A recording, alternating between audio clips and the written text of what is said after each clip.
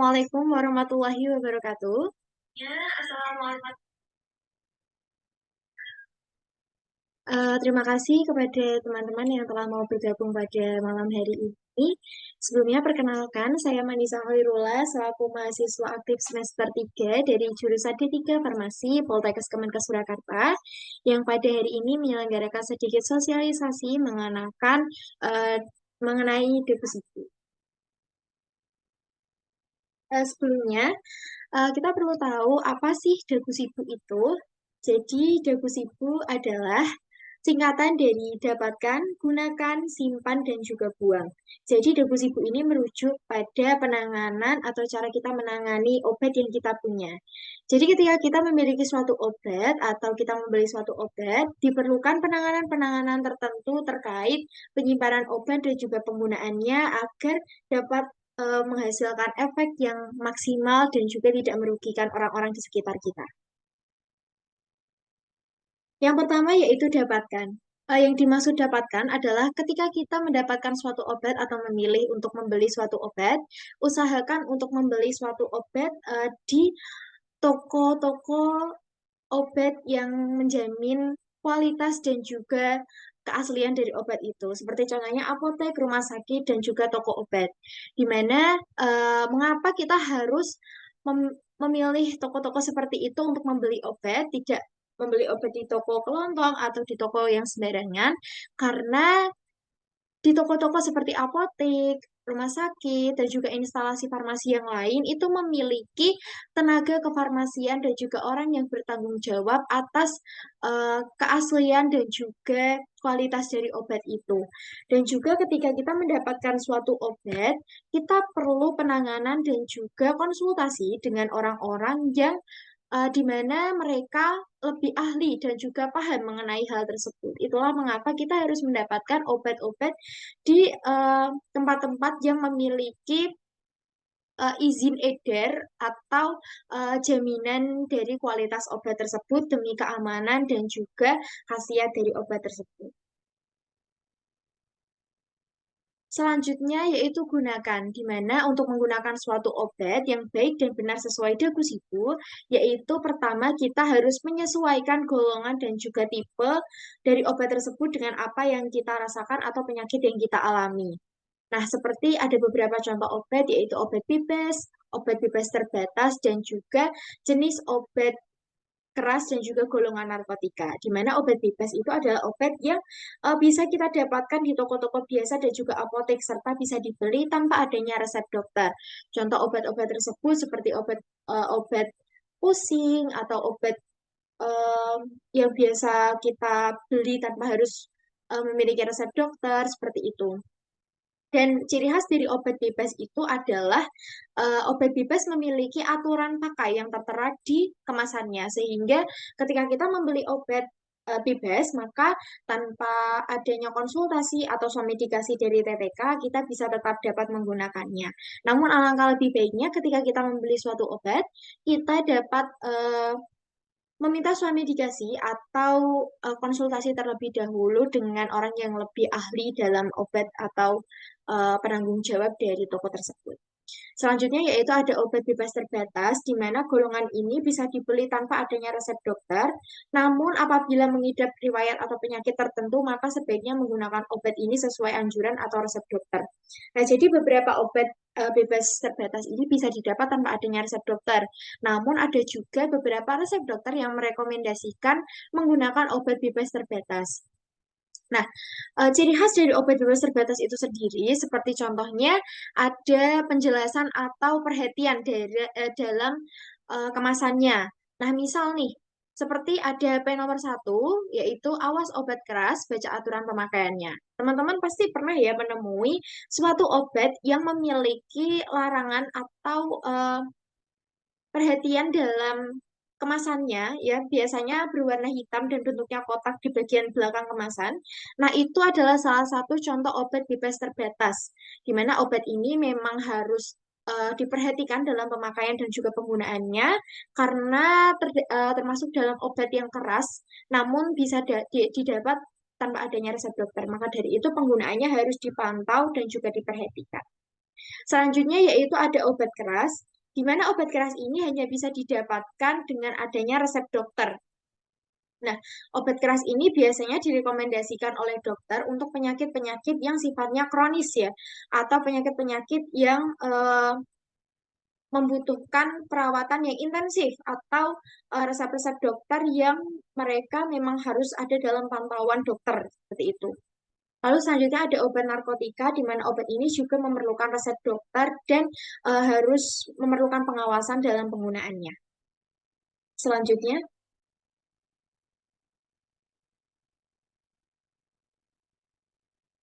selanjutnya yaitu simpan. Nah, ketika kita membeli suatu obat, nah pastinya kita menyimpan obat tersebut. Nah, tapi dalam penyimpanan suatu obat yang baik dan benar sesuai deposito, yaitu memperhatikan cara penyimpanannya.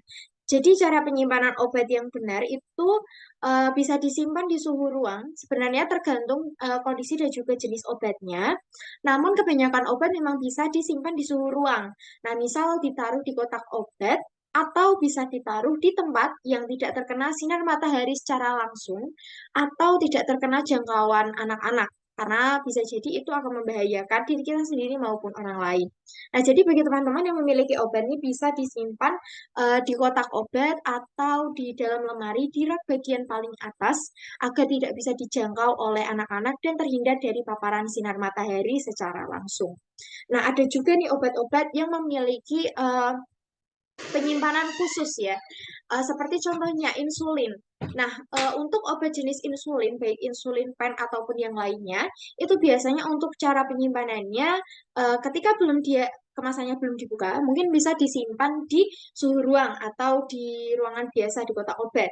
Namun ketika dia sudah dibuka, insulin harus disimpan di suhu yang sejuk atau di dalam kulkas.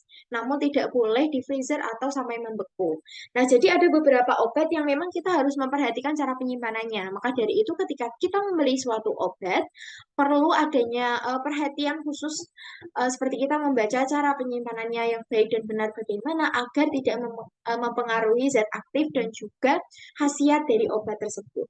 Karena biasanya dengan penyimpanan yang tidak sesuai dapat mempengaruhi zat aktif dan juga khasiat dari obat tersebut atau malah bisa menjadi kontraindikasi bagi pasien. Selanjutnya yang terakhir yaitu buang. Nah, untuk pembuangan obat itu memiliki cara dan juga metode tersendiri. Mengapa kita harus memperhatikan bagaimana cara kita membuang obat? Karena dikhawatirkan ada banyak sekali oknum-oknum yang tidak bertanggung jawab dengan memanfaatkan obat yang dibuang dengan cara yang tidak benar dengan menjual kembali obat tersebut. Padahal obat tersebut sudah kadaluarsa atau zat aktifnya telah berubah dan ketika dia sudah dibuang maka bisa berefek pada eh, kualitas dan juga kandungan dari obat itu. Nah, jadi teman-teman, ketika kita membuang suatu obat nih, jadi untuk beberapa jenis sediaan obat memiliki cara atau penanganan tersendiri dalam eh, metode untuk membuangnya. Seperti contohnya, untuk obat jenis kapsul, tablet, pil ya, yang tidak dalam bentuk cair, itu untuk cara pembuangannya bisa dihancurkan terlebih dahulu, lalu dicampur dengan bahan lain seperti misal ampas kopi atau tanah. Hal ini bertujuan agar obat tersebut tidak dapat didaur ulang atau dimanfaatkan oleh oknum-oknum yang tidak bertanggung jawab. Nah, jadi setelah dicampur dengan bahan atau ingredient yang lain, bisa dikemas menggunakan plastik dan juga dibuang ke tempat sampah atau bisa juga dibuang ke saluran air atau ke tempat-tempat biasa kita membuang sampah ya teman-teman ya. Asalkan itu tidak merusak lingkungan dan juga mencemari lingkungan. Nah, untuk obat jenis sirup, biasanya dibuangnya juga dengan cara menuangkan sirup ke dalam plastik dan mencampurnya dengan ingredient lain atau bahan lain yang dapat mempengaruhi tampilan dan juga khasiat dari obat tersebut. Misal bisa dicampur dengan tanah. Jadi bagaimana supaya obat tersebut sudah tidak dapat dikonsumsi lagi dan tidak dapat dimanfaatkan oleh oknum-oknum yang tidak bertanggung jawab. Nah, untuk masa penyimpanan obat sendiri, sebenarnya setelah obat tersebut dibuka, ya, 1 bulan setelah obat tersebut dibuka, itu harus segera dibuang. Nah, jadi setelah kita membuka atau mengkonsumsi obat nih, misal kita beli paracetamol. Nah, kita cuma minum satu atau dua tablet saja. Nah, nanti setelah itu 1 bulan kemudian nih obatnya masih nih. Nah, itu harus sudah dibuang karena ketika bungkusnya sudah dibuka atau obat tersebut sudah terpapar oleh oksigen dan juga udara, itu akan berakibat pada perubahan zat aktif dan juga kualitas obatnya. Nah, jadi bagi teman-teman nih, jangan takut mubazir atau eman-eman gitu ya, karena obatnya masih banyak, masa harus dibuang gitu. Tapi memang persyaratan dari stabilitas obat itu ketika dia sudah dibuka dari bungkusnya, maksimal masa penyimpanannya itu 1 bulan dan setelah itu memang harus dibuang atau tidak boleh digunakan lagi. Nah, untuk obat-obat jenis obat bebas atau bebas terbatas itu kan biasanya ada cara pakainya ya. Nah, untuk membuang obat-obat jenis seperti itu atau yang memiliki cara pakai di kemasannya, itu bisa kita hancurkan terlebih dahulu. Misal kita potong-potong bagian kemasannya supaya hal tersebut tidak dimanfaatkan atau didaur ulang oleh orang-orang yang tidak bertanggung jawab.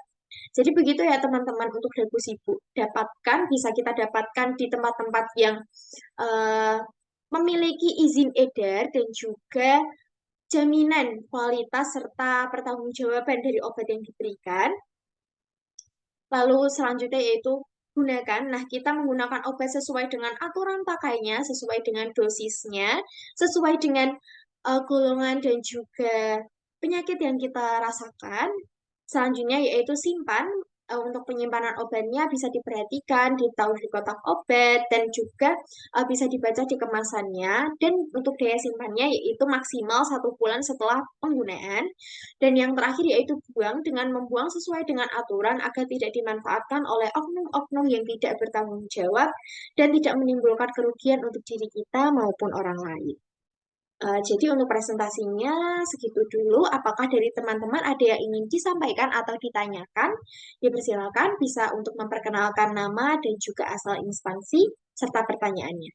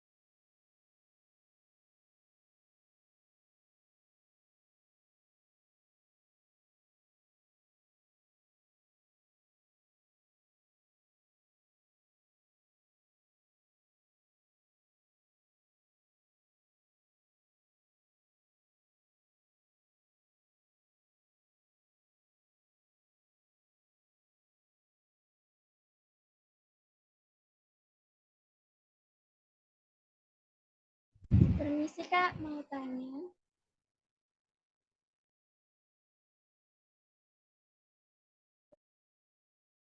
Untuk dari penggunaan deposito itu.